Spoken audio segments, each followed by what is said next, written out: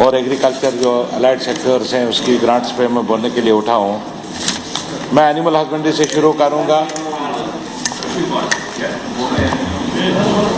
Animal husbandry से शुरू करूँगा सर। एक मुहावरा है, टूर गो सनसूर। बेड जो है वो ईंट होती है सोने की। मैं इस महकमे का मिनिस्टर रहा सर। मैं पूरा जम्मू कश्मीर घूमा उन दिनों इस सिलसिले में। ऑनरेबल मिनिस्टर साहब, मैंने देखा शेख साहब का नजरिया उन दिनों, विजन ऑफ शेख मोहम्मद अब्दुल्ला।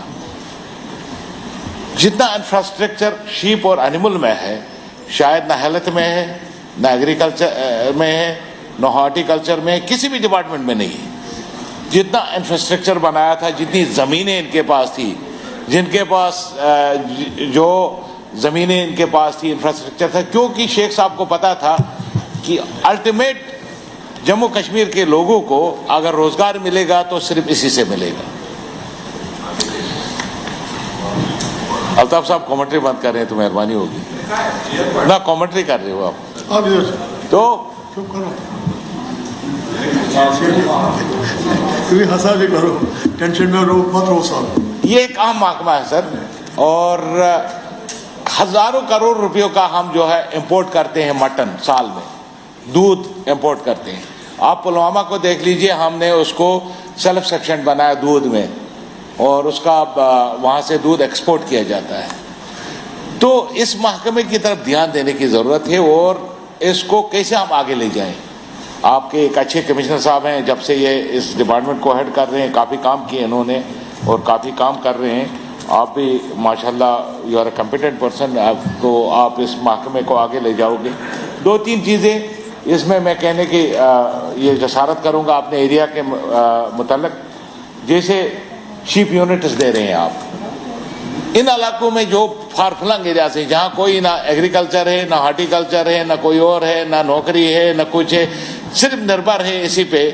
तो यहाँ आपको ये यूनिट्स ज़्यादा देने की ज़रूरत है इन इलाकों को। जैसे गुरेज हो गया, टंगडार हो गया, मत्सल हो गया, या वड़वन और दक्षिण के इलाके हो गए, इन इलाकों में आप शीप यूनिट्स दे दीजिए। फिर हाँ, ग्रेजिंग एरिया भी ज़्यादा है, शीप सेंटर्स की ज़रूरत है। आप मुझे बताइए, एक ज़माना था क्लास 4 आप जब गुरेज से आप अपॉइंट करते थे तो हर महकमे में वहाँ जो है आदमी मैसर होता था आपके पास, चाहे शीप हो, एनिमल हो, चाहे एग्रीकल्चर हो। लेकिन आजकल आपकी 4-4, 5-5 सेंटर्स पे एक डॉक्टर, एक वो फार्मासिस्ट होता है, फिर वो VS 20 सेंटरों के बाद एक VS होता है। तो क्या वो देखभाल करेगा? इन इलाकों में आपको ज़्यादा लोगों को रखने की ज़रूरत है। जहाँ तक एग्रीकल्चर का ताल्लुक है, हाँ, पश्मीना गोट्स जो हैं वो आपके ज़ंस्कार में पाई जाती हैं, और ये चशूल वगैरह में। अगर आप गुरेज की तिलेल एरिया में, कौबाल है हमारा जो लद्दाख के साथ मिलता है, इन इलाकों में हमने एक बार किया था बहुत पहले, आज से 20 साल 30 साल पहले किया था, 40 साल पहले, लेकिन अब उसको ख़त्म किया। अगर इसको फिर रिवाइव करें आप, उन इलाकों में चकवाली है, जो गुजरान है, या उन इलाकों में जो तिलेल के एरियाज़ हैं, उनमें आर्टिफिशियल इम्यूनाइजेशन की बहुत ज़रूरत है इन इलाकों में। अच्छा, आपके इसमें डेली वेजर्स लगे हैं, कैजुअल लेबर लगे हैं, 5,000 की तनख्वाह लेते हैं। क्या काम करेंगे? वही आपके सेंटर्स चलाते हैं। आपको इनको मैक्सिमम वेज तो देना चाहिए, क्योंकि इनके साथ नाइंसाफ़ी है। एनिमल हस्बेंड्री में 5,000 में या 4,000 में आप देख के उनसे काम लेते हैं साल भर का, और यही लोग आपके इन सेंटर्स को चलाते हैं, जो सेंटर्स या आपके ये हैं। अब मैं इसके बाद आऊँगा सर एग्रीकल्चर में। एग्रीकल्चर जो है इट इज़ वेरी इम्पॉर्टेंट। मैं हमारे यहाँ काला जीरा होता है, और शीतकार, आप यूनिवर्सिटी, मैं आपसे गुजारिश करूं, मैंने यूनिवर्सिटी, एग्रीकल्चर यूनिवर्सिटी वालों को 25,000 में 1 kg बिकता है वहाँ, 25 से 30,000 शीतकार, लेकिन वो जंगल में पाया जाता है। अगर आप यूनिवर्सिटी वालों को पकड़ोगे, एग्रीकल्चर यूनिवर्सिटी के शीतकार को आप एक प्रोडक्शन के तौर पे, प्रोडक्ट के तौर पे, आप कल्टीवेशन के तौर पे ले लोगे, तो काफ़ी आमदनी हो सकती है। खासकर हमारे तिलेल एरिया में होता है ये शीत शीतकार 30 से 35 हजार रुपया में इस साल केजी गया ये 1 केजी। और जिनमें अगर अपने खेतों में उगाने के लिए अगर इसमें एक एक्सपेरिमेंट किया जाए कि हम खेतों में इनको उगा सकते हैं। फिर आपका पॉली ग्रीन हाउसेस हमारे एरियाज में जैसे गुरेज है, आपको विंटर में 6 महीने जो है सूखी सब्जी खानी पड़ती है, तो पॉली ग्रीन हाउसेस की बहुत जरूरत है। अगर आप उसको इंट्रोड्यूस करें कम से कम 6 महीने, वो तो नहीं तो 3 और महीने बढ़ जाएंगे, 9 महीने तो सब्जी खा के गुजारा कर सकते हैं। और आप वहाँ ड्राई सब कुछ ड्राई मिलता है 6 महीने, या तो राजमाश मिलते हैं, नहीं तो ड्राई सब्जियों पे गुजारा होता है। तो पॉली ग्रीन हाउसेस देने की जरूरत है लोगों को, ताकि आप प्लाट बंदी करते थे। देखिए एग्रीकल्चर में क्या होता था, पहले प्लाट तकसीम किए जाते थे, गांव में जाते थे 10 घरों को जो जमींदार थे उनको चुनते थे, इन 10 घरों को हम ये देंगे सीड के लिए, फिर उस पे निगरानी रखता था एग्रीकल्चर डिपार्टमेंट। उसके बाद लोग आ जाते थे, फिर उनको दिखाते थे देखो यार तुम्हारी जमीन से कितना उगता है, इससे कितना उगता है। मैं मुतफिक हूँ जो यहाँ सजाद लोन साहब ने बोला एग्रीकल्चर में कब तक बैठेंगे। मैं महाराष्ट्र गया, मैंने देखा वहाँ नारियल के पेड़ लगे थे। जो ही उनको लगा कि नहीं ये रबर के पेड़ लगाने से हमें ज्यादा फायदा, उन्होंने नारियल के पेड़ काटे और रबर के पेड़ लगा दिए। तो हम ये बैठ के चलेंगे कि भाई नहीं ये हमने चावल ही उगाना है, चाहे जमींदार को 2000 रुपये क्यों नहीं मिले, क्यों उगाएगा जमींदार? आपके एक कनाल से अगर वो 20,000 कमाता है, वो 2000 क्यों कमाएगा? क्यों बैठेगा वो 2000 कमाने के लिए? तो why you will restrict the people कि आप भाई यही कमाना है, यही करना है। इसके बाद मेरा तिलेल एरिया है, आप तिलेल को वॉलनट वैली बना सकते हो और गुरेज को एप्पल वैली बना सकते हो। वहाँ मतलब आप गुरेज का सेब खाएंगे जनाब, पिछली बार मैंने फारूक साहब को लाया सेब खाने के लिए, उसने कहा इतना रस मैंने किसी सेब में नहीं देखा गुरेज में।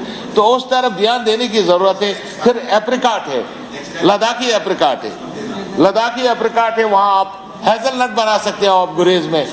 तो मैं शुक्रगुजार हूँ आपके प्रिंसिपल सेक्रेटरी साहब का और आपका भी कि आपने पिछले दिनों गुरेज को जो है उसमें डाला है कि हम उसको ऑर्गेनिक डिक्लेयर करेंगे होल गुरेज को, और उससे काफ़ी फायदा होगा वहाँ के लोगों को। अब मैं रूरल डेवलपमेंट में आ जाऊँगा सर। MG नरेगा है आपका, नरेगा में आपके जो स्कीम्स हैं, आप गाँवों में जाइए और गाँवों में जब आप कमेटी तश्कील दी गई गाँव वालों से पूछिए आपको। लेकिन आप पहले तो पंचायत थी, अब तो है वो पंचायत भी नहीं रही। पहले पंचायत मेंबर खुद देते, सर मैंने 2 मिनट ही बोला, 2 मिनट तो दे दीजिए। तो पंचायत मेंबर ही खुद देते थे, जो आपकी समिति है गाँव की, उससे वो पूछा नहीं जाता था कि भाई प्लान उनसे ले लें, हम नीचे से प्लान आ जाए, गाँव वाले कहें कि हमें क्या चाहिए क्या नहीं चाहिए, ग्राम सभा जिसको कहते हैं। फिर आपका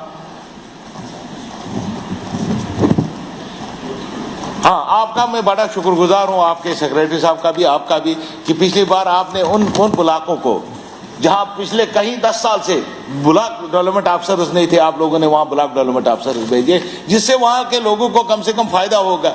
और दूसरा एक है आपने PMAY में आज से पहले 5 साल 7 साल पहले आपने PMAY दे दिया, एक किस्त दे दिया। उन दिनों ना वहाँ नेट था ना कुछ था। अब आप ढूंढ रहे हो नहीं जी वो ऑनलाइन होना चाहिए, कहाँ से ऑनलाइन लाएगा बेचारा? उनको मकान बना लिए, फोटो खींच दिया और अभी तक उनकी वो किस्तें बाकी है, वो उनको देना चाहिए, क्योंकि उन दिनों आपके पास वो सिस्टम नहीं था, ऑनलाइन था ही नहीं। हाँ, 2019 से पहले का, वही मैं कह रहा हूँ ना, उनको दे दीजिए। 2019 के बाद का भी है, 2021 का भी नहीं दे रहे। तो मेरी गुजारिश यही है। और दूसरा नरेगा में आपका स्टाफ है सर, नरेगा असिस्टेंट्स जिनको कहते हो आप, क्या कहते हैं? नरेगा असिस्टेंट्स कहते हैं कि GRS। आप मुझे बताइए 10,000 में वो काम कर रहे हैं, फिर वो चोरी नहीं करेंगे तो क्या करेंगे? नेचुरली बात है, फिर वो पैसा लोगों से खाते हैं। आप उनका तनख्वाहें बढ़ाइए ना, आप उनकी तनख्वाहें बढ़ाइए, जिस तरह हिमाचल में बढ़ाया है। हिमाचल 40,000 रुपया देता है नरेगा इसको, और कहीं से ला के तो देना है, अगर नहीं तो फिर रेगुलाइजेशन कीजिए उनका। इसके साथ साथ सर वाटर कंजर्वेशन है आपके पास, वाटर कंजर्वेशन में एक प्रोजेक्ट बनाइए गुरेज में। आपका बड़ा मशहूर हूँ मुझे, और आपका भी मशहूर हो गया कि आप टाइम देते नहीं। आपने खुद बोला